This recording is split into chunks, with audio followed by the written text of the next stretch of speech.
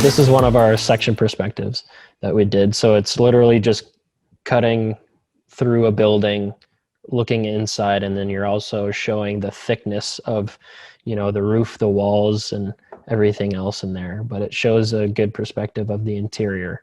Yep. If you were to cut the building in half or in a certain spot. So. Yep. And one thing that for those you can't see, so one of the things that you'll learn and that we were taught in first year is how to do the etching for a section cut, like how to do that poche, and how different materials will look with those cuts and everything. So it really showcases that too, and then it showcases people inside the space and how their scale is within the space too. If you don't know what poching is, it's really just a bunch of diagonal lines 45-degree that are angle. really, really, really close together, and it just fills in gaps of like where you're cutting into pretty much in the building. So the things that would be pochade would be, the roof, the walls, and the structure of the building. Yep. Underneath. So, yeah. And you can go look that up on your own time too, just to get a better idea of what that is. So. Yep. Yeah. And I would say, so it was a lot of projects like that, but I would say probably my favorite one was second semester when we worked on models. Yeah. Yeah. Models was really fun. When we started getting into model building, I definitely hit my stride. Yeah. And that's the semester that we were in the same studio finally. Yeah, all three of us were in the same studio for that. And we definitely were competing against each other. That's for sure. It's because Tanner kept one-upping everybody. it was more of a competitive year. When you're in second year, you've got your friends and you've got the people that you'd really like to see. Or second semester is when we started getting into second semester is when we got into the model making. Mm-hmm. So in first year, you've got your friends, you've made your friends the first semester. You might pick up some new ones along the way, but really you are all competing to get into second year. And so second semester was more of a competitive time for us. Definitely. And I don't know more stressful like at other schools, like how many people are let into programs, if it's like that or not. Like if it's more just you take the classes and you're in. I don't know what it's like, but with NDSU being that it's an accelerated master's program, they only allow like 65 students in every year. So I think it's 64. Yeah. So if like 100 and some go out for it, about half get in. And so you definitely start feeling that and thinking about it second semester. Yeah, and I think we had around 120 our first year. Yeah. Yep. And of course you want the people around you to do well, but at the same time, you really want to do better than them too. You're not wanting to not do well, but you're wanting to make sure you're better. Yep. Which I mean, if you take it in the right amount, it is very good and it's healthy competition. Some people get too competitive and that's not the best. So. Some people in our class didn't speak to other people because they didn't want to get distracted. So they made no friends. They made no friends and knew no one going into second year. And it shows. Yep. Yeah. I mean, and it was tougher for them, right? It was a lot tougher for them to build those relationships. Yeah, so like our first project that we did was that block project. Oh yeah, I got them in front of me here. So like we had to do talk about this one? Yep. So we have these small blocks and so they were 1 inch by 1 inch cubes and then 1/2 inch by 1/2 inch cubes. We got a bag of them of each. Really small ones, yep. So there are these. That was the project I was referencing earlier too, when we got the hard dimensions, and the cube had to be 4 by 4 by 4. Yep. And it needed to touch all sides inches of that. Yeah. Yeah, it didn't have to be. Not every side had to be 4 by 4, but how would you explain it? Looking at it from each side, it needed to be 4x4. Yeah, like the cube as a whole had to be 4x4. yep. If you looked at it like at a plan view, it had to touch every corner, right? Yep, And exactly. each elevation, Mhm. it needed to touch every corner. And Yep. then the point of it was you had to have different hierarchy of spaces. You had to have primary, secondary, and tertiary space. And so when we first were doing it, was very like, I don't know what we're doing. Like it was really, honestly, we're all like, I don't know, let's make this random cube, right? Like Yeah. it was very, I don't know, I mean, almost theoretical, but it was really nice that we actually had those blocks to work with because we had something physical we could like put it together, alter around a bit. And then, in our head, maybe, the smart ones were thinking about spaces, like actually like a building, like how this would work and what it would look like if it were like that, and like how people would move through it and stuff like that. So I think a lot of the people that did think of it that way really excelled at that. yeah, because we had to, what we also had to do, we had to sand it and we had to paint it white. So I would literally sit there with my sandpaper on my desk and just take my block and just do circles on my sandpaper. I mean, I did that to like every block for, I probably did it for a couple hours to get it smooth. Mm-hmm.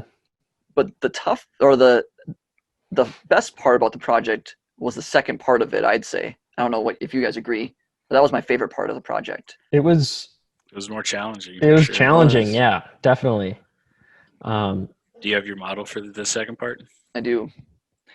So I have mine. I can pull up too. We had to do an 8x8. Here, I'll do this since we just saw it quick. So we had to do an 8x8 model, right?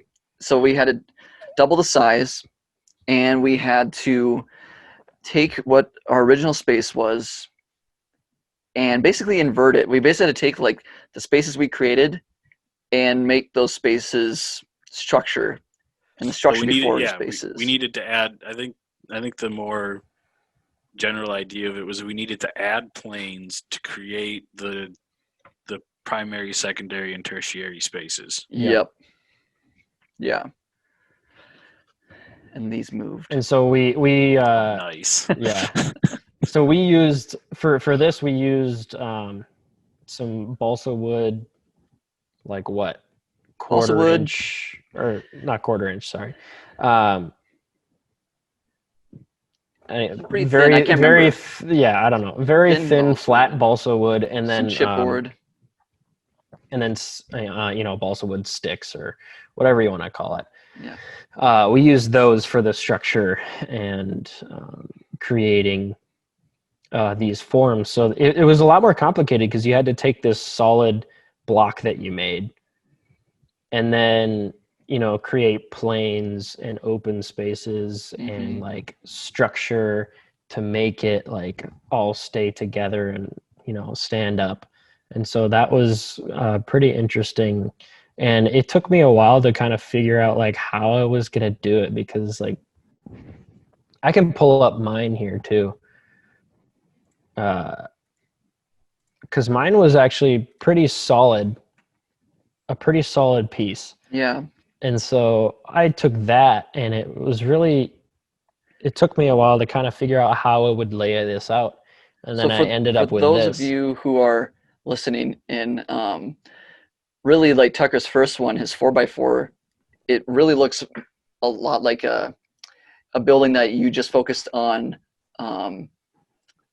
basically removing, like having the negative spaces. And and that's kind of really what I did. I took a block. Subtractive. Tucker thought about it more in a subtractive process than an additive process. Yep. I really did take a practical approach to that first one. I really did think of it as a building, and like if I had a solid form, what could I take away from it to make it more interesting and work well? It's still in the same way, and so the second part was a lot more challenging for me, because then I had to create these planes, and it took a little while, but I kind of figured out what I wanted to do with it. So yep. Yeah, that was a fun one. It was. But the ones after, they just kept getting better and better and more fun to do. And that's what was really fun about first year. It was a lot of hand model making. It was all by hand, which was Yep. time consuming but really kind of rewarding too. Especially the landscape one that we did. Oh, I hated that project. Oh, I hated the That landscape. one took forever. That was That- actually that was our first group project. I know, and that's why I Yep. hated it, because a couple of us worked really well in a group. There was 3 in my group, and a couple of us worked really well. And then I don't know. Oh, you had 3? Oh, I only had 2. Yeah, I So only had one other. you're only supposed to have 2, but one of the guys that joined our group, his partner was one of the guys in first year that never showed up to class ever and didn't make it into the program. So he literally had to go up to Oh. our professor and be like, my partner doesn't exist. Can I join Yeah, Tanner's they don't group? exist anymore. But Yeah, you know no, I I love this remember guy, that now. and we worked really well together. Yeah. C-dubs. What's that? Oh yeah, C-dubs. Oh, yeah. he's a good guy. Yeah. What a Yeah. guy. That one, Guy. yeah, Maybe we had we'll to have him on basically, someday. oh yeah, definitely. I'm sure we will. We had to do topography. We had to do the contours based off of I can show that one old- too. I yeah. have this one here. It's based off of an old-fashioned phone book, like the big, huge phone books that you had in the 90s and early 2000s.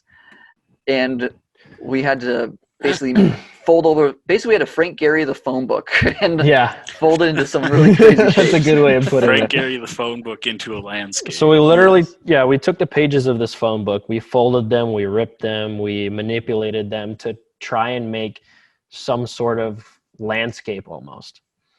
And so if you don't see the image here, it's the phone book, it's glued to a board. And then over that phone book is a system that we built to measure the altitude or the pretty much measure the topography on each piece of paper at each elevation. To create And the so it contours. was to create contours. So it was a pretty elaborate project. Yeah, so you had to and sketch so- the contours out. Yeah, we literally took this and went into this, sketched the contours of it, and then took sections of that contour and drew them. Yep. And so this was actually a pretty math intensive project, which was it was not easy. And honestly, Took lot a of long time. it did. And a lot of it was like, okay, like we have to find a way to make this a contour. Yeah. There was just a lot of it where it's like, we got the general elevation, Yeah, the general like shape. We're gonna have to just kind of make this happen. And right. And And obviously then- it's not crazy accurate because Yeah. there's only so much you can do. But and then the third part of it was actually making that landscape with chipboard. yeah, your guys' landscape would have Which taken forever. Forever. Some people took an easier route, and You didn't have to do chipboard. I It, I took no, the you easier didn't. route. you didn't have to do whatever. chipboard, but we literally took every layer Yeah. and did it in chipboard, and so it looks really nice. Yeah. But it literally took like 48 hours of straight work my of one- cutting with an X-Acto knife. yeah, my buddy and I, with- we worked together on it, and we just ran out of time that we ended up having to do like the bottom, like we got the contours down, but then there was probably however many feet of just solid no Yeah. cuts that we just had to basically create legs and then a facade around it so Yeah. that way we had the height down. Yeah, that's smart. Yeah, we're like, Um, this is gonna take forever. Thankfully, we were able to finish. Like literally You were up all night, weren't you? 5 minutes past classes when we finished, and we Yeah. were still in the building. So Well, you can We- see this picture was taken when you handed it in, and you can see wet glue still. yeah, a little bit. Oh yeah, over here. Yeah. Yeah, and down at the bottom right. Yep, down Yep, bottom right yep, there. down there. Yeah, Andrew, what did you use again? I did chipboard too, but to cover the distance between each piece, I cut a little piece of like a stick, and then so like Yes, each I layer remember was that. like sat on a pedestal, or like Yeah, sat I on remember these that. That was little smart. stick layers, and that was huge. Not only did it look really cool, like especially from an elevation Yeah, you view, did it 'cause well. could Yeah. see through I might And- have some pictures of that on my phone, and I'm Yeah, not know, sure. that turned out really good. It didn't look like it was haphazard or like, it didn't look like you guys didn't pay attention to the craft of it. Like Yeah. it definitely was crafted really nicely. Mhm. And be careful when you say you guys, because You and your gal no, partner. I did it. Oh, I remember who you're I'm partner is now. just gonna email. She's this no to longer myself in quick. anymore, right? No, I think she is. Oh, I remember too. But I didn't know that you just did it. Where's I'm trying to remember. I don't remember who it was. I thought I knew who it was. And I don't think she's in anymore. Text me her name and then I'll let you know.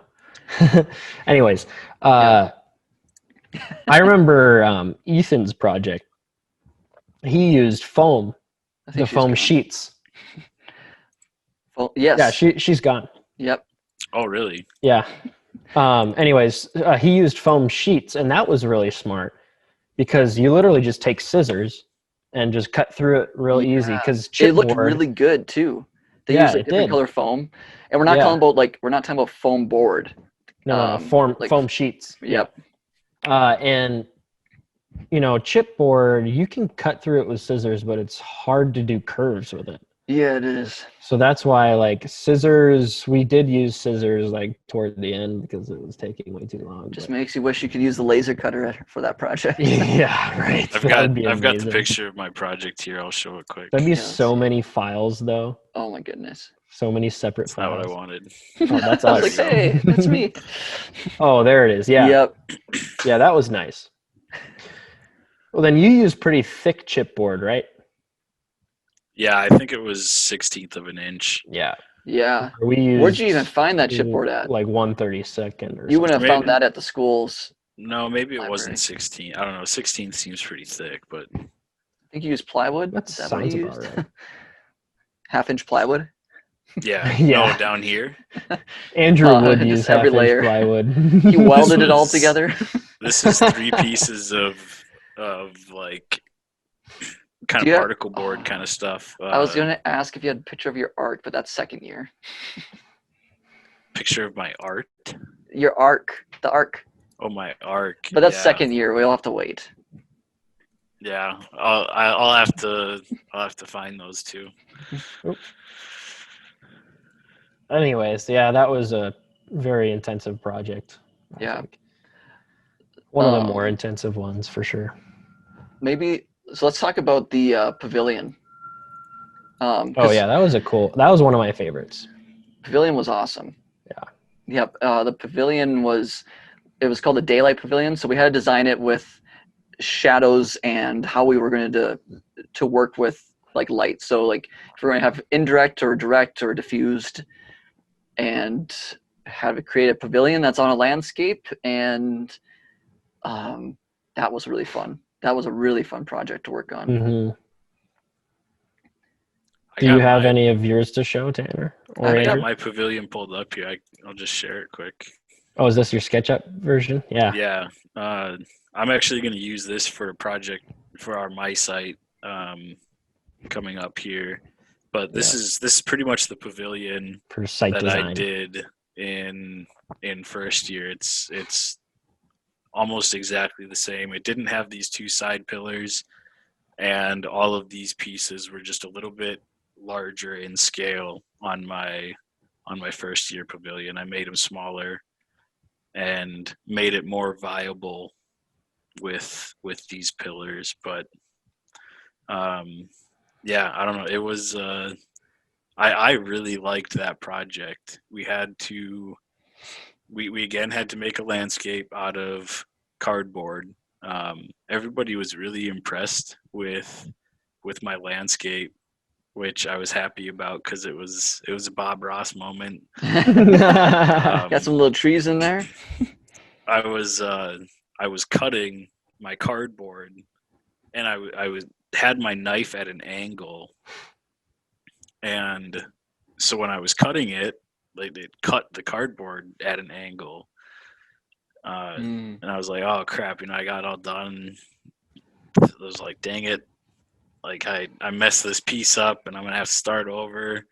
And I thought, wait a second, like what if I put them all at angles? Then it's kind of like a smoother transition from like layer to layer, and everybody was pretty impressed with that. That was nice. You used foam core for that, right? No, I used cardboard. Oh, cardboard. That's right. Yeah. I do remember that now. Yeah, that was pretty cool. Yeah, we had to paint our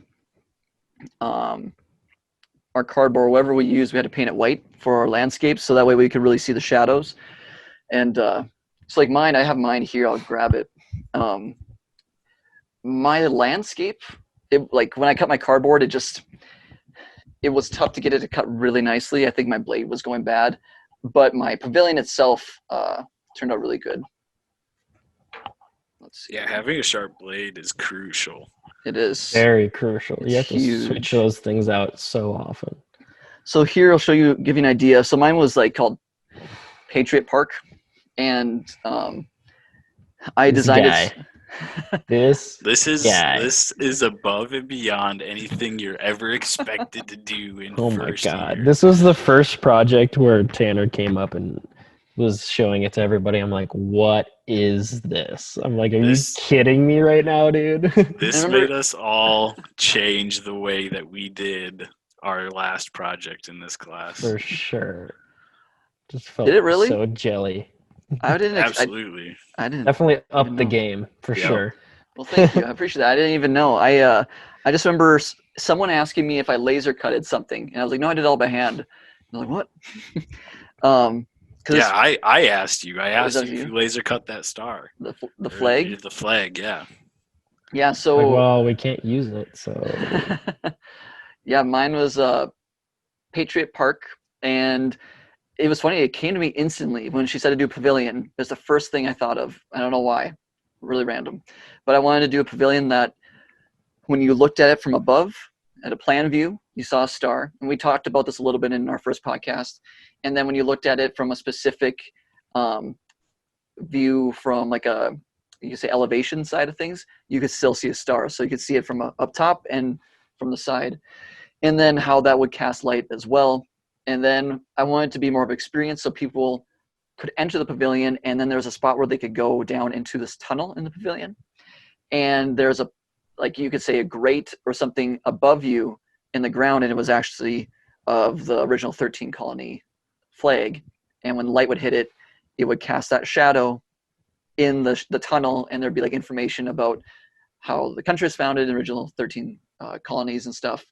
And so here's a picture of what it looked like when you cast that shadow. do you not have a photo on your phone or your on my- computer? I mean, I don't. okay, So that gives you an idea. ridiculous. I could send it to it here. I'll send it to my computer quick. The nice thing about it, Mac. Let's see here. Pull this up. Full screen it. 1 second. Okay. And then didn't you have Don't get a Mac for architecture. Yeah. Didn't you have a working? Yeah, I'll like, show you. sliding door I'll show you that too. So this, yeah. So here, you can see. I mean, it was tough. It was such a small thing to cut with my X-Acto knife, but I cut out a chipboard and then glued it onto the cardboard, and then so on the inside you'd have that. So there's stairs going down there and everything, and then my pavilion itself, again, you have a star from up top, and then a star from that angle when you're looking at it. You know what that kind of reminded me for a second there was your boathouse. My boathouse, really? A little bit. And then Just because of the point. I the guess. point, the angle of it. Yeah. And then I had this door that Oh slides yeah, that was open. a glass sliding door. Yep, glass sliding door. Ridiculous. And then I made the other Functional. panels. Yep, functional door. For those who can't see, functional Functional door Yeah. model. And then it was how the light would shine off of it. So I made a lot of grates in like slatted wood, so the way the light would move through there. And it was a lot of fun. and Ridiculous. it was very much kind of like a James Turrell type feel with the inside of like the tunnel, and because I did have a spot Sure. where one area light would come in and just make the wall glow and Yeah. illuminate the tunnel to go out into the main landscape. For Yeah. those of you that may not know, James Turrell is an artist. He deals mostly with light. Yes, and you should check him out. Yes. Super Very, very cool. cool stuff. Mm-hmm. Oh, hey, I've got pictures of my brick or my Pavilion? block. Everyone got to Oh, see your guys' Your blocks. 4x4 and your 8x8. Yeah, yeah. Oh, okay. Hang on, let me get those up So to my computer. Too. another thing, the reason Andrew said not to get a Mac for architecture, there's like 3 things. If you are in another country, a lot of you will use Macs for architecture because you're using software that's honestly not as good as the Windows side of software. ArchiCAD, Like right? ArchiCAD works for both, but a lot of people use like some different like Vectorworks ones. But most of the main, actually all the main programs that you'll use for architecture don't work natively on the Mac except for SketchUp. But Revit and Rhino has a native version of the Mac, but I've tried it. I don't like it as much as the Windows version. But Oh, really? yeah, so What's different about it? the whole layout, the whole interface. It's Really? yeah, it's Why really would hard they to do that? navigate. That's weird. But yeah, so a Mac typically isn't as fast as Windows computers for architecture and heavy GPU programs. I have a Mac that is very fast, but it also means it's very expensive. It's more expensive than a Windows comparable one would be. And Did then you ever get that new one? yes, so Okay, I didn't remember if you did or Apple, not. I convinced Apple after having mine for 4 months to let me return mine for a full refund, and they gave me the brand new computer because I'm trying to use a Mac and I was trying The to. brand new model Yep, that brand new came out model. with After- way better specs, and it was like the same price, It was right? cheaper. Yeah, Cheaper. yeah. So good job on Apple for that one. But for those of you who were like, well, I'll still get an Apple. Just a little side note: the new Apple laptops that are coming out with their M1 chips, the new ARM processors they're using, don't get it for architecture. You won't be able to run like any architecture programs on it. Oh, they're doing ARM processors in there? Yeah, because essentially they're getting speeds out of their new computers that are faster than like a MacBook Pro with a MacBook Air with no cooling, and it's not even heating up. So they have like Oh. GPU and their own CPU in it. They ran. They're only doing that for the Airs, though, right? No, they're going to do it for all of them. Oh my God, that's terrible. So the thing is they ran, for those of you who don't know, League of Legends at all the highest settings on a MacBook Air, and they were getting 90 some frames per second. Oh boy. Yeah. And for those of you who don't know what that means, it's bad. No, that wasn't that bad. Well, 90 frames is pretty good, Andrew. Yeah. Oh, 90 frames. No, 90 frames per No. second? 60 frames per second is like the standard. Yeah. 90 Yeah, frames okay, but is good. gaming at like 144 is not unheard of. No, but 144 hertz is what you're thinking of. That's frames per second, though. That's Hertz your is- refresh rate. That's what you're going to get for FPS. no, it's a little different. But anyways, 90 some frames per second with no fans in a computer that's designed to be super small and like have nothing is really fast. That's impressive for And- the MacBook Air. Well, and there's no heat. It was at 35 degrees Celsius. Yeah, that's really impressive, actually. Yeah. So, but yeah, so they won't work But for don't get it for architecture. architecture. Yep. So don't do it. Mine ARM works processors are not made for that. because all your programs will be Intel based, and ARM is not Intel, so it won't be compatible. At least not for a long time. Yep. But yeah. So, anyways, let's see those pictures. Okay. I'm also looking for ones of our next project here, too. The pavilion. Yeah, no, well, the pavilion I showed, but the one after that. Oh yeah, you showed that. Oh, I hated that one too. That was a bad project of mine. So this was my block. which looks super good. Can't even see that there was ever any seams. I spent a lot of time sanding, and I even used like wood putty, and I painted it. There's probably 6 layers of paint on this. Yeah. And then that was the second go. Man, those are some 3D printed parts. I remember that. Yep.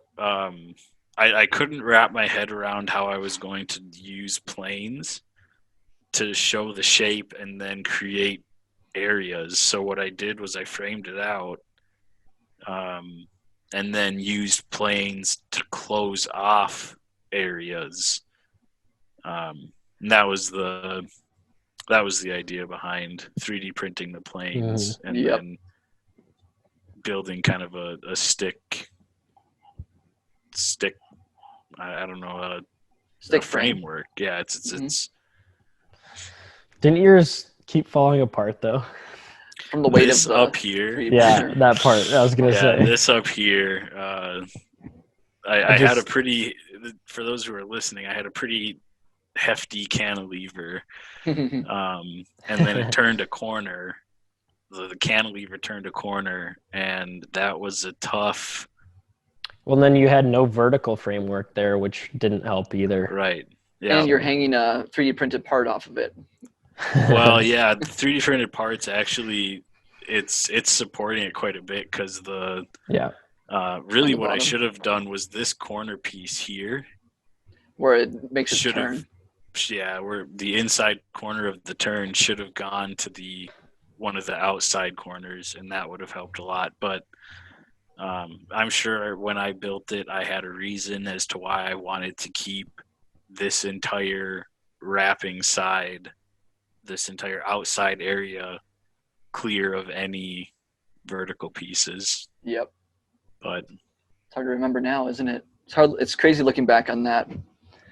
I tell Yeah. you what, when you get into the program and you're going and you start things up, man, it goes by fast.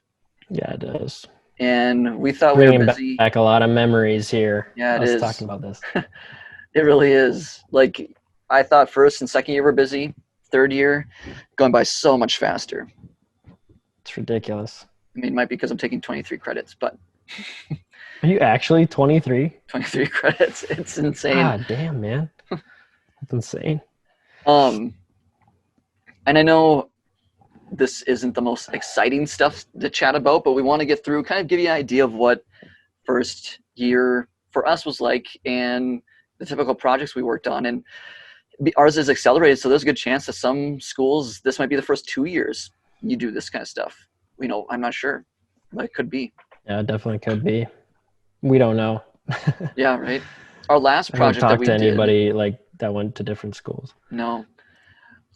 Our last project that we did, well, actually, okay, so I have a YouTube channel, and I've had people comment, and they're like in their second year of their architecture school, and they are just, they're going to be going into their third year, and they're like, third year is when we need to get our computers. We've been doing hand drawings of everything. So from a lot of people like that, they've heard a lot of, they don't start even using programs until their third year. Yeah.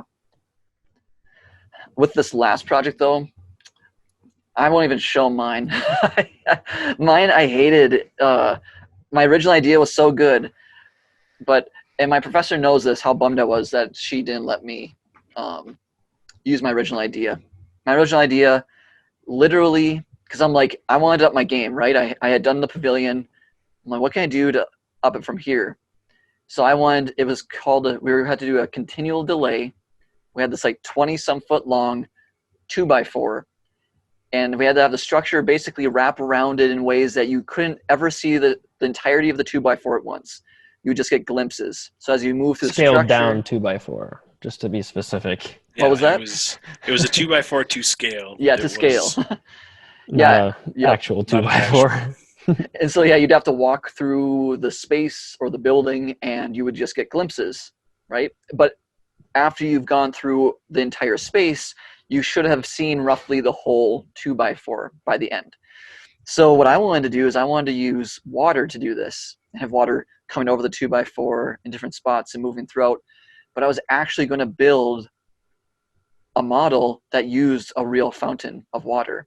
I bought a pump for it, and it was a really miniature pump to pump the water. I was going to waterproof everything, and I was going to direct the water in specific ways that it would fall over. See, and there goes Tanner again, trying to show everybody up. Heather, and she knows.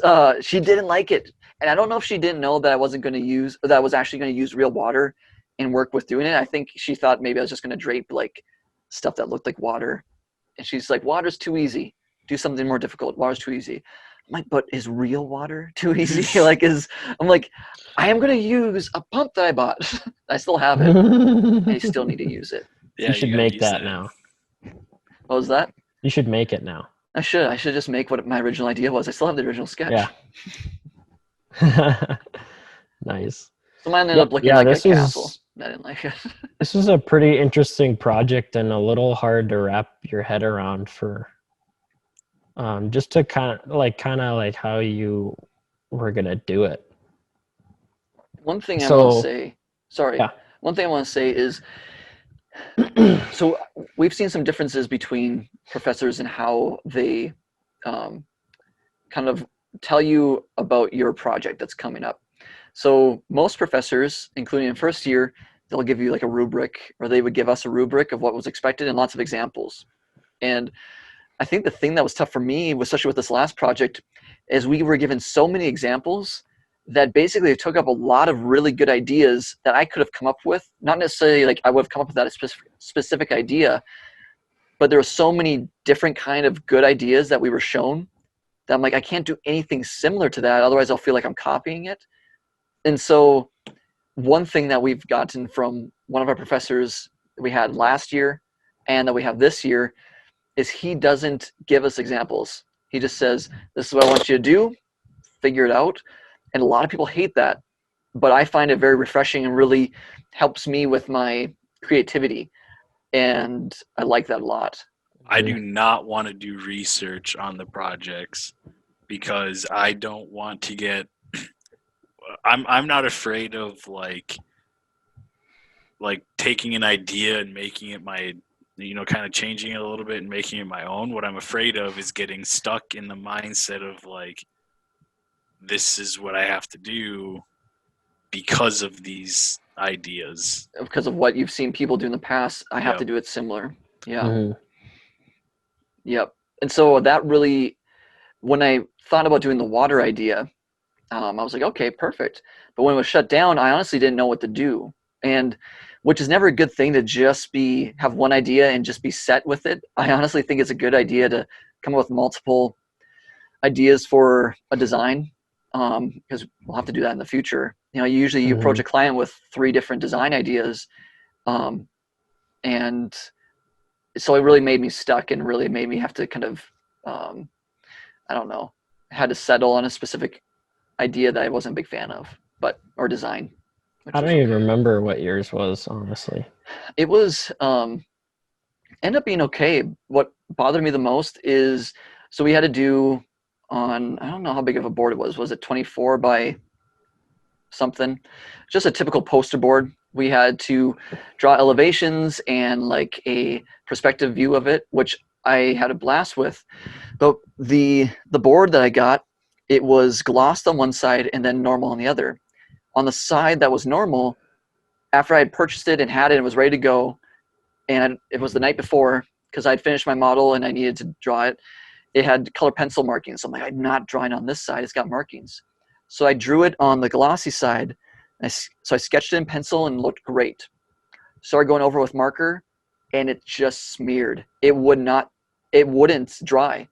No matter what pen or marker I would use, I finally found a marker that it wouldn't smear. But by this point, so much of it had. And there was like no going back because I couldn't go buy another one. The place was closed. I remember that now. And so I was like, well, I'll make up for it in using my markers, my rendering markers, to blend it and make it look really good.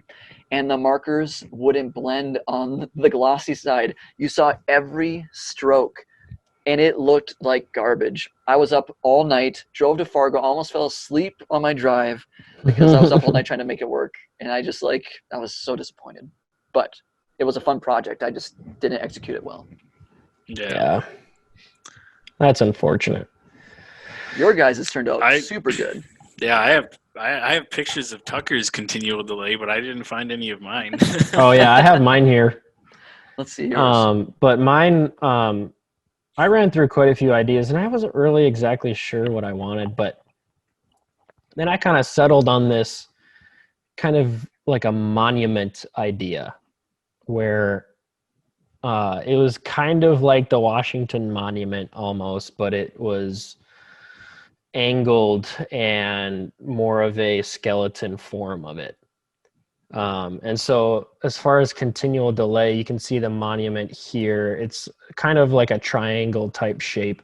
And then there's small triangles within it that are alternating. And the 2x4 board is running through those in the middle of this monumental shape. And so the continual delay had to do with that, as well as on my landscape, I had this almost fence type barrier that had slits in it, to where you could only see at certain parts as you walked along this path. And so as you're walking along this path, you're seeing this structure a little bit more and more from different spots, but you're never quite getting the whole picture of it, which was the whole point of this project, really. Yep. And Yeah. so as you're walking through, you come to this ledge, and then you reach these stairs. And when you hit these stairs, you gradually go down, still following this this barrier all the way down to the bottom of this ledge. And then you, oh wait, there's a better picture here.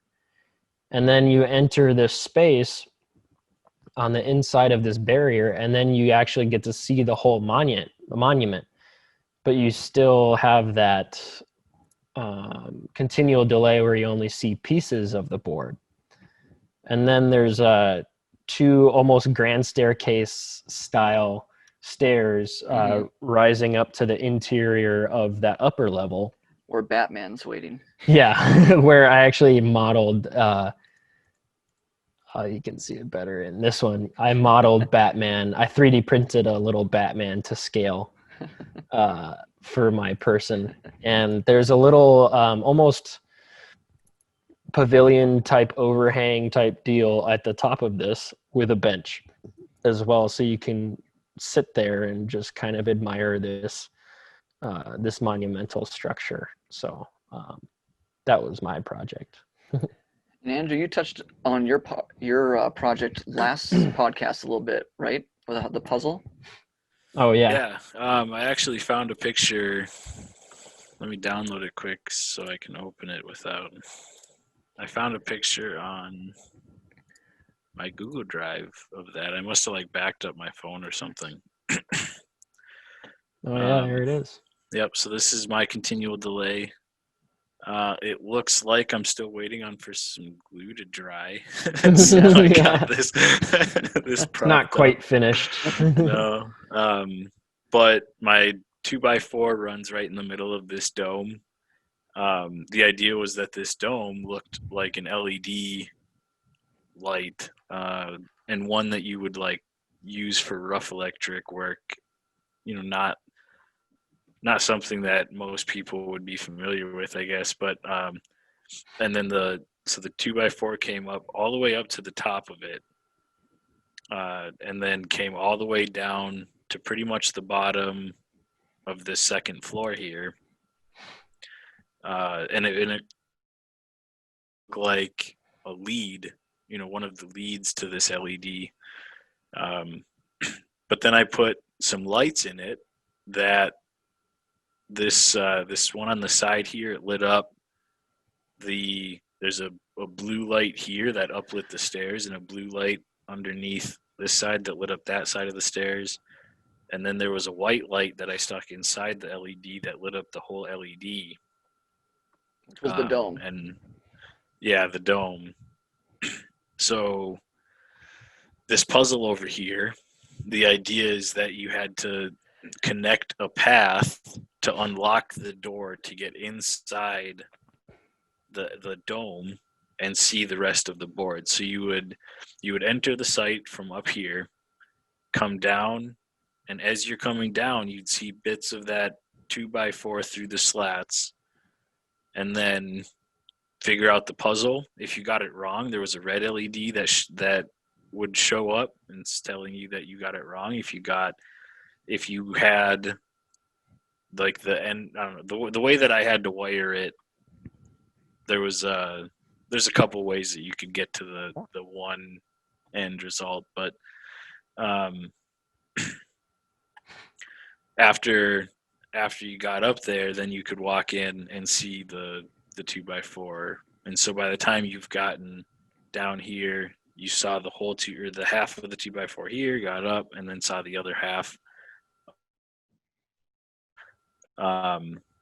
The white light, I believe I had it on like the door side of this dome, so that it would cast a shadow on the outside of the dome. So you kind of knew like that, that was more of the continual delay. You could see that the 2x4 was there, but you couldn't see it. Yep. You could just see the silhouette of it, basically. Yeah.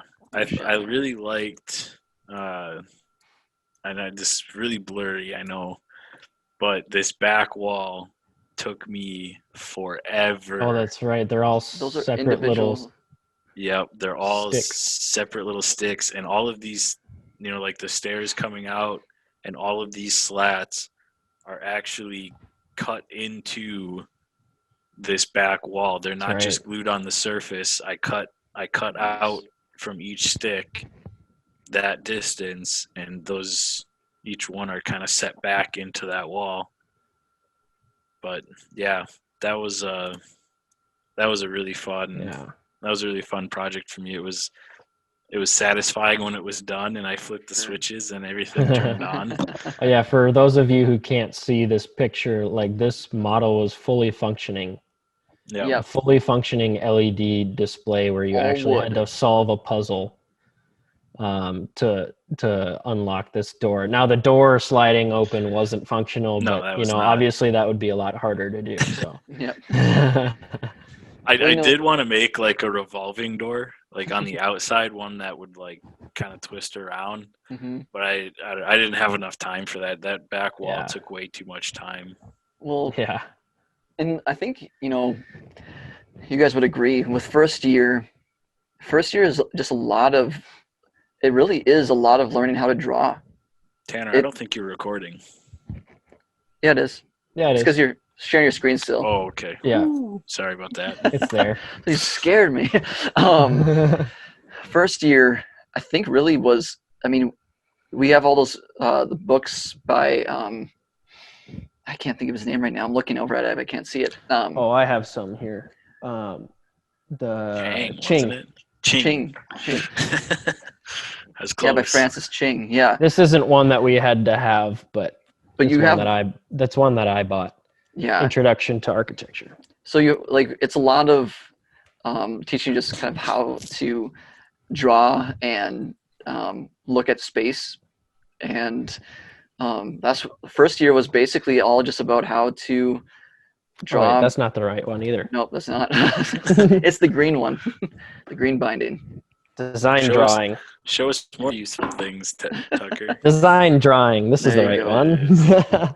Yeah, and then second year was a lot more theory, and this was just more hand on paper and away you go, and working with your hands. A lot of working with modeling. A lot of fun. It was really good. And yeah, when you showed that model, I was like ready to throw mine in the trash. Both of yours. I was like, oh my gosh. I'm like, yep, mine. The only thing that took me a while was I made my ceiling look like it was, which stinks because you can't even see the ceiling. I spent so much time on it.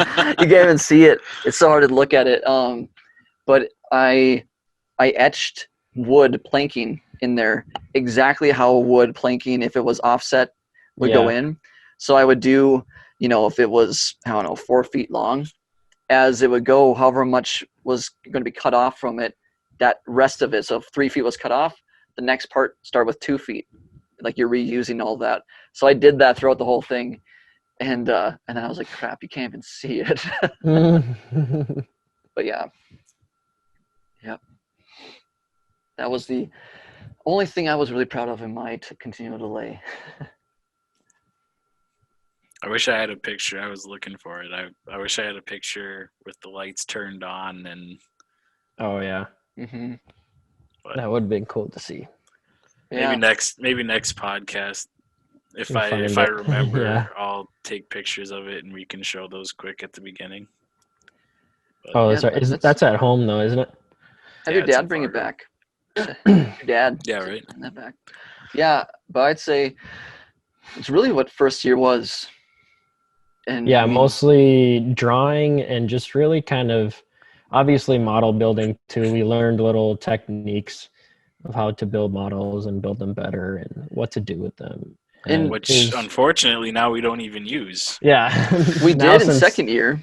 You since know, We we're did all in second remote. year, yeah, but yeah, now that we're all remote, We don't So, have to do models anymore. it's all renders, Yeah. Which I miss doing You models. can do I do physical miss- models. Yeah, Our studio professor really really does like that and wants us to do models, but He even most of said us like don't. he encouraged us if we wanted to, we could have just done the whole semester doing like some models and spending time on models, and that could have been just we wouldn't have had to do each individual project. But I think one thing with first year that we really didn't talk about was it's really you're getting a taste of architecture and the program because you're not officially in it. It's the tryout period, right? Some students it takes multiple times to get in. So it is about building relationships, not just being super competitive and not building any friendships or relationships at all.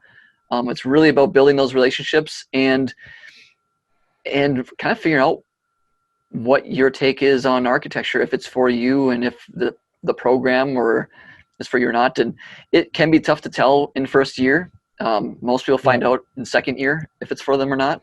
But I know we said this in the first podcast, us three, you two were buddies throughout the whole first semester because you started together.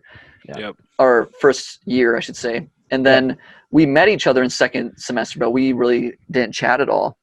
No, just briefly. Yeah, it wasn't until second year where we really got a lot closer.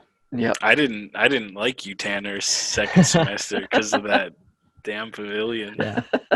Honestly, I This think guy. I remember like I don't know what I think of Andrew. Like I just always could tell like you seemed like you were like not a big fan of me.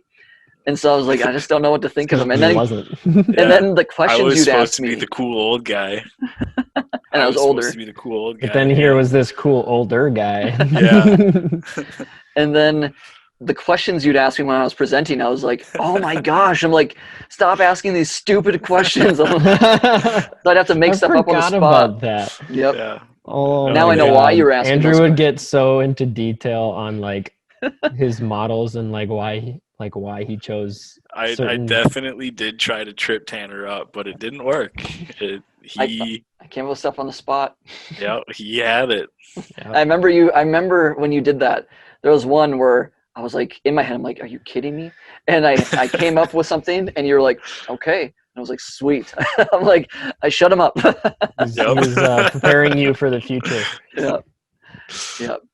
Yeah, honestly, I think the biggest takeaway that I got from first year, and I don't think like a lot of people necessarily realize this right away, but the biggest thing, and I think this is a lot to contribute to if someone wants to stay in or not too, but the biggest thing is like how much time this takes.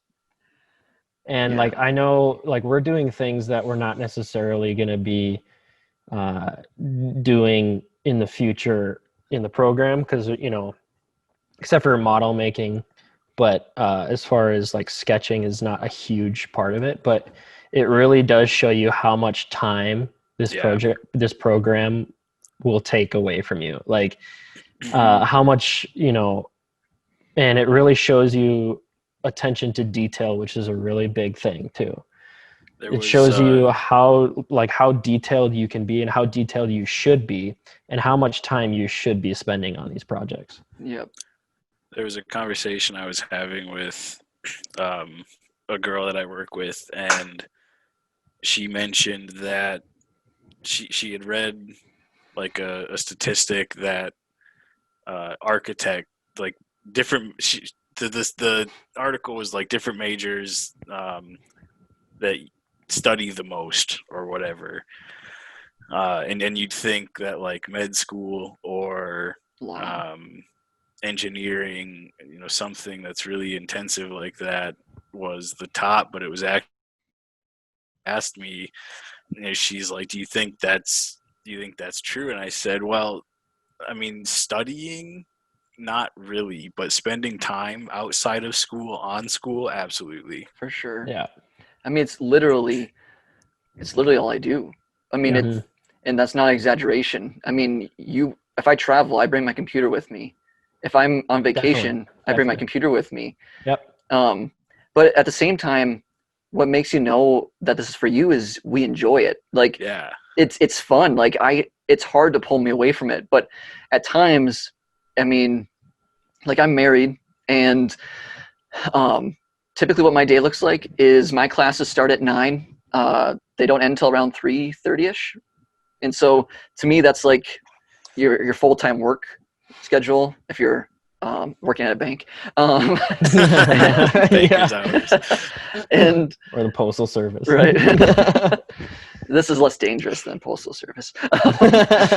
So like, but yeah, from like 9 to like 3:30, and after 3:30 is my time finally to actually start my homework, because it's all lectures, it's all stuff that you can't really do anything else but just sit in your classes. And then I start taking working notes or whatever. Yep. And I start working on my stuff and doing designing or whatever. And then my wife comes home, spend some time with her, and then I'm usually up till about 3 a.m. working on designs and do it over again. And usually 3 a.m. isn't late enough. You just have to force yourself to stop. That's always what it is for me. I have to force myself to stop. It's never a point where I'm like, done. Until the project's done, which usually it's not till like the day of or the day before. It's not like you're like done, ready to relax. Yeah. I don't know about you guys, and I think Tucker's the same as me in this respect, but when I pull an all-nighter and I get a lot of good work done in that all-nighter, like I take pride in the fact that I literally just spent all night working on this. Yeah. Yeah. It's Well, the first thought in my head is like, I need to sleep now. Yeah. And it's usually and then later on, once I've gotten my sleep, I look back and be like, wow, I did a lot. Well, it feels like a reward. Like you feel like it's usually. Go ahead, Tanner. I was gonna say, just it feels like a reward. Like we had a project we all three got to work on together, which was fun because we haven't had that yet, and it honestly turned out really good. But we pulled an all-nighter for it. I did doze off during one portion where Tucker and Andrew were doing a few things I couldn't work on anything at the time. They had dozed off for like an hour. Passed out on the bed. What? No, I I was in the office. I was in my studio. I have a chair in the corner. I fell asleep in my chair. Yeah, with Cal. Oh, Cal, yeah. Cal literally left us to go grab something or something like that. And he said he sat down in his bed and he just zonked. Yeah. But it felt so good. Like afterwards, when you looked at the final result, you're like, now I feel like I can sleep. Like now, like sleep is a reward for this. We this did is so much work that night. Yeah. And it kind of sucks because the all-nighters usually come the day before the project's due, making sure that you're just dotting your I's and crossing your T's. In Sometimes this specific it's a little more case, than that if you weren't very in this specific case, it was writing the body and the conclusion. Yeah, seriously. And then making sure that the I's and T's were dotted. But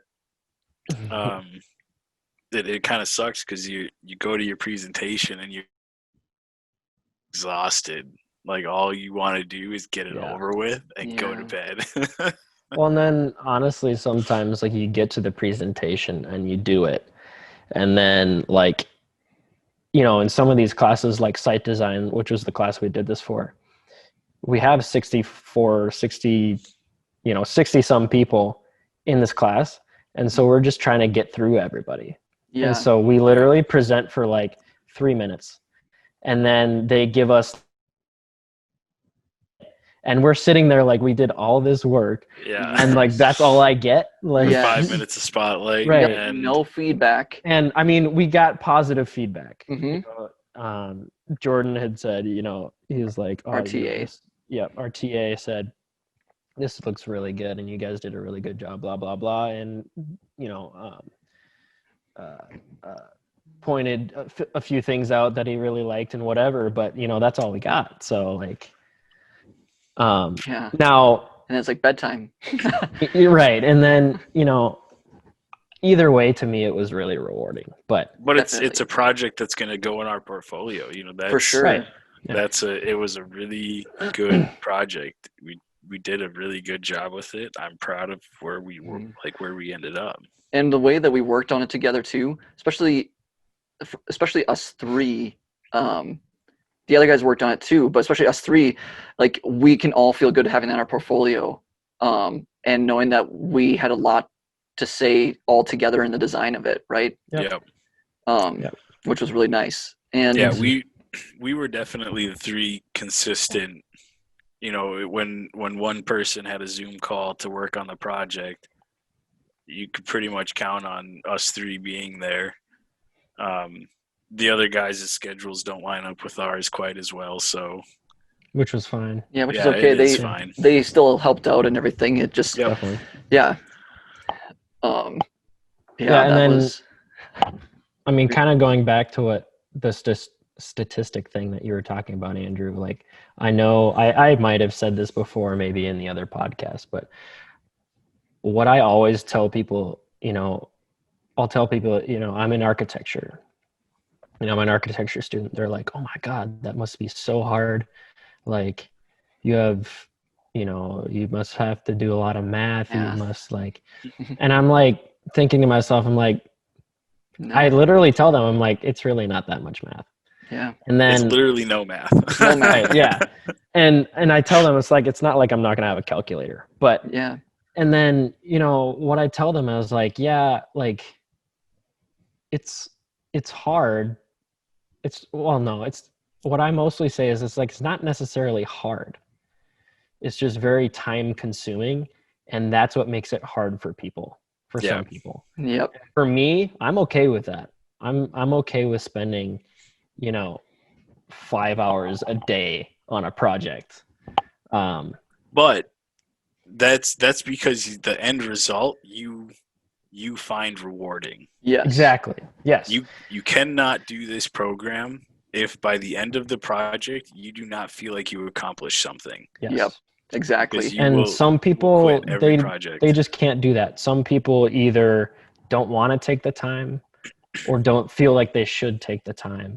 But Yeah. the Well, they don't people have the that do passion for stick it. it out or have the passion for it. Yeah. Mhm. But the people that do stick it out and really do take the time and the effort, they obviously will get the reward from it. And that's where I think most of us, you know, people think of us as crazy spending this much time on projects. But in my mind, I'm like, I don't care. I was like, I think this is fun. And Yeah.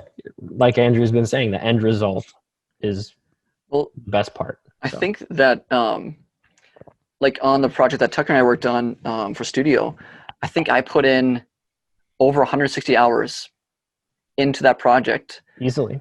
I probably did too. Which is around insane. that. I mean, it's it sounds like a lot, and it is a lot. And that was, you know, just straight up just designing and working on it. I mean, I spent 8 hours making a wall detail, just making a wall. I spent and- countless hours on those. Yep. On those the tube system, the piping system on the sides. But it was completely worth it. And so that's like you guys were saying, it's The facades are what take the most time, honestly. and Make and things look nobody pretty. knows. Nobody knows. Yeah. People don't. You could spend 20 minutes on it, or you could spend 6 hours on it, and the idea is portrayed the same way. Mhm. The only person that knows is you. Yep.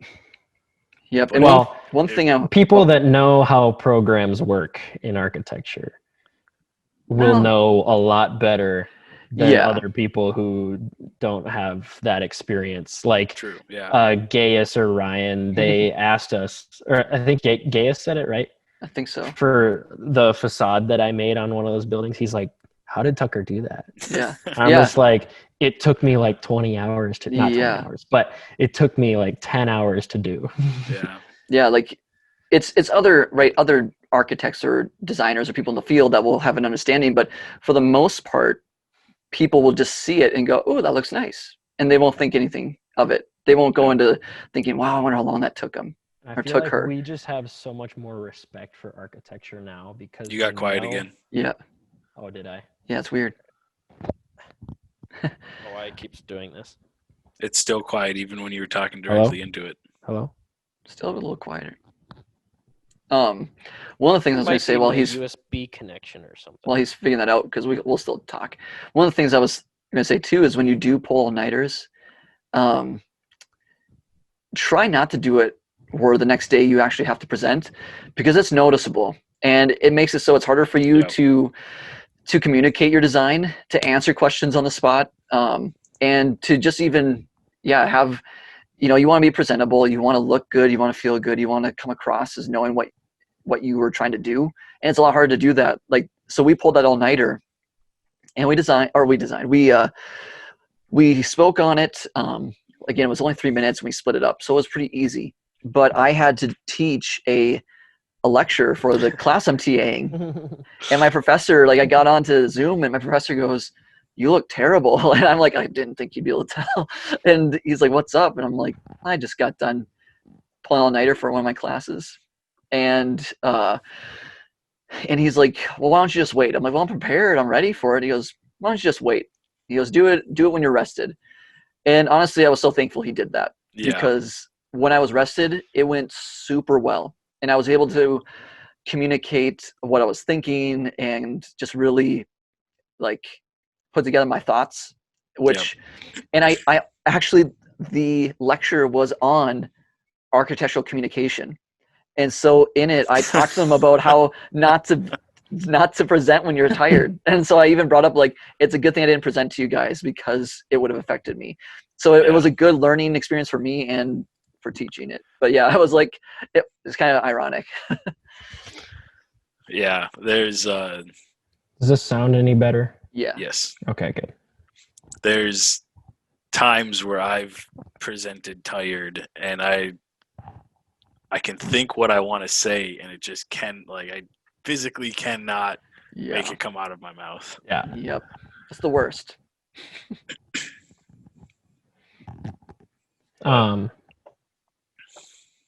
Oh, what I was saying earlier, my mic went a little quiet, but what I was saying earlier was I feel like we have a lot more respect for architecture and just a lot more knowledge about it. And so when we do see a building that people, look at and they're like, wow, that's really pretty. And then we are thinking like, oh my God, how did they do that? Yeah. Or, like, Or you're seeing these different parts of it that what Right. these things are, what it's called, why they did it. yeah. You And go, then "That was just so smart." even structurally, you're like, how does this even work? Mhm. Like, that just must have been insanely time consuming trying to figure this out. Yeah. Yes. So, A lot of the structural stuff too will happen on the engineer's side, right? Yes. They'll be the ones that'll spec the structural stuff, how things get connected to what.